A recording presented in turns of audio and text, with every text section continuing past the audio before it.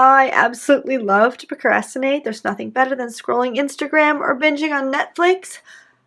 But I have a husband and 6 children who like to be fed once in a while and driven around, and I have my own little business. So I really need to get things done. So I've developed a little system, and I'm sharing that with you here in my 7 steps. Hi there, it's Kara from the Hooting Pirate, and we are going to stop procrastinating. And I'm going to use my Carpe Diem goodies, my Traveler's Notebook, and some of the Bliss line, because Carpe Diem means seize the day. So we are going to stop procrastinating, and we are going to seize the day. Today's the day we're going to start seizing. Okay, we have to start with why you're procrastinating. Why would you rather scroll Facebook than make those phone calls, make those appointments, or whatever's on your to-do list? For me, it's because I have a lot to do. Like I said in the intro, I have 6 children and I have a lot on my plate. So when things get sort of hairy and a lot of things are on my plate, I will just put my head in the sand and go binge on Netflix. But that doesn't work. So I've set up a system for me that could work for you as well. So let's get into it. Like I said, this is my Carpe Diem Traveler's Notebook, and I've created a little insert here, and I've made the pockets to match because, that's fun. But what I'm starting with, so step number 1 is to brainstorm. I'll show you this first. This is just the cover and then like a title page. But then you're going to brainstorm all the things that are in your head, because if they're in your head, they're going to eat away at you. You're going to make them bigger than they actually are. You're going to put them on paper to get them out of your head, and then when they're down and out of your head and down on paper, you can focus on one thing at a time. But one little thing here. If you put it down on paper, it's out of your head for good. So that means if you put it on a piece of paper and you lose it, more than likely you're going to forget about it completely. So put it in a notebook. Make an insert like this. I do have a video on how to make your own insert, so I will link that up. And if you lose it, then it's lost for good. So make sure it's on a piece of paper that you're going to keep, or in an insert, or in your daily planner. So tip number 1 is write it all down. It's a brain dump. Get it out of your head. Tip number 2 is know the steps. So you could say, okay, maybe you're knitting a sweater. If you put knit sweater on your brain dump, that's great, but then you can't put that on your to-do list because that's really big. You can't cross that off. It'll take forever. So you need to say, okay, like knit the back, knit the front, sew it together, or the different steps, or maybe it's just knit 15 minutes every day. But you can't just put the whole thing down and expect yourself to be able to do it all in one sitting. So I have, for example, camps. I'm trying right now, I have to decide what camps my children are going to and signing them all up. So I can't just put camps on my to-do list. And so what I've done is I've broken it down to where's camps here. So I have research camps and then decide, and then I've got different ones to do and then sign up. So I've broken it down into the individual steps that I need to accomplish before that whole big, I guess it's like a little mini project, before that's completely done. So you're going to put down, you're going to write out a to-do list. I have a master to-do list. You're going to put down every step that you need to do. It doesn't have to be like specifically, like you're not going to put knit 15 minutes like 100 times so you get the sweater done. But you know what I mean? You're going to put down basically what the different steps are. And you can even break them down further as you put them into your daily to-do list. But here you want to at least break them down into doable chunks. From there, so once you have your to-do list done, then you're just going to start. And what I suggest is to start with the item that feels doable. Don't start with the one that makes your stomach all clench up and you get really like, I don't want to do that. Start with something that feels doable, something you're like, oh yeah, that's nothing, I'll do that first.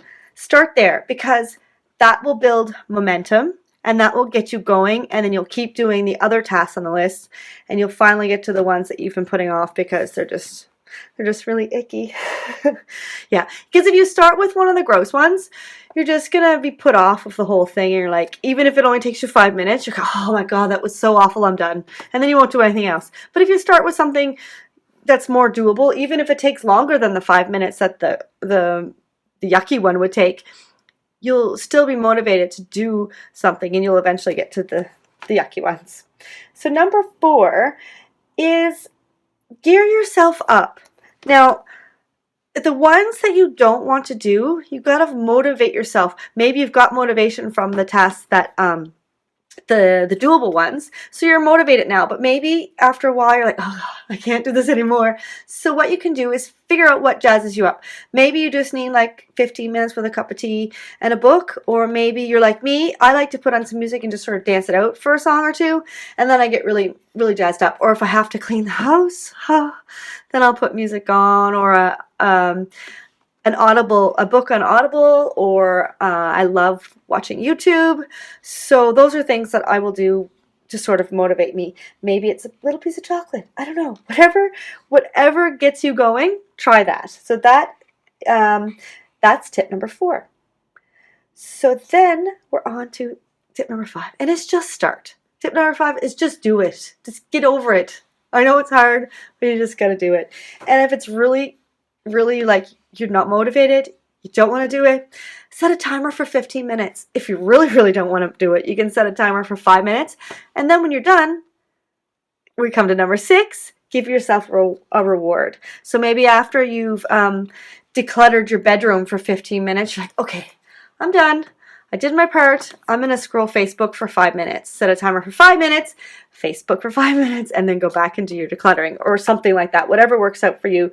Or maybe it's have a little bite of chocolate. Or maybe you do your tea break after. Maybe your tea break is a reward. So what you can do is have another list of different rewards that you like. Or you can put a different reward, like if it's a big thing, like I have to send off stuff, like health insurance stuff, and I've been not dreading it, but just putting it off. So I might add in here in pencil or another color a reward. So when that's done, I'll maybe buy myself a new book, or I don't know yet, but like I'll put in a different reward. So what you like to do, just put it off doing it, add it to your reward list, and then reward yourself after you've done one of the things that you don't want to do so much. All right, but just be careful, because like I said, if you are scrolling Facebook, make sure you set a timer for like 5 minutes. Or if you maybe want to watch Game of Thrones, don't watch the entire series because you'll be there forever. Maybe watch, like I said, you're going to declutter for 15 minutes and then you're going to watch for 15 minutes. Or maybe you can watch while you declutter. I do that as well, and it makes things, makes those harder tasks a lot more enjoyable if you're doing something enjoyable at the same time. So I like to listen to audiobooks, like I said, or watch TV while I do tasks around the house. And now we're on to number 7. And this I'm going to get into in a future video, which is coming up pretty soon. But you want to create habits. So for example, I have answer emails. I am terrible at answering emails on a regular basis. So I need to set up some sort of system, and I want to make a habit of answering emails every day so they don't build up. So I need to build a habit. So number 7 is create habits for things that you don't want to do but you have to do on a regular basis, so that you can you don't have to make the decision. For example, I work out every day, but I do it basically before I'm even awake. So when I get up, I put my gym clothes on and I go right downstairs and I do my workout. And I've been doing it for years that way, so it's a habit, so the choice is gone. I just know that's what I'm doing. So it makes it a lot easier if the choice is taken away and it's already an established habit. And habits do take a while to become ingrained. It says it takes 21 days to make a habit, but then it's still pretty weak. You want to keep going at it until it gets really ingrained in your mind, and you do it without thinking. It's like brushing your teeth. You do it every night before you go to bed without even thinking sometimes. All right, a bonus, if you're still stuck, here's a little bonus tip. Figure out why you were doing the things on your list. Why, let me pick one here. Why do I want to send up the self stuff so we can get the money we need to get reimbursed? Or why do I want to send my kids to hockey camp? Because if I don't, they'll be complaining to me all summer that I didn't do it, and I'll have to listen to them complain. Or is it something you have to do?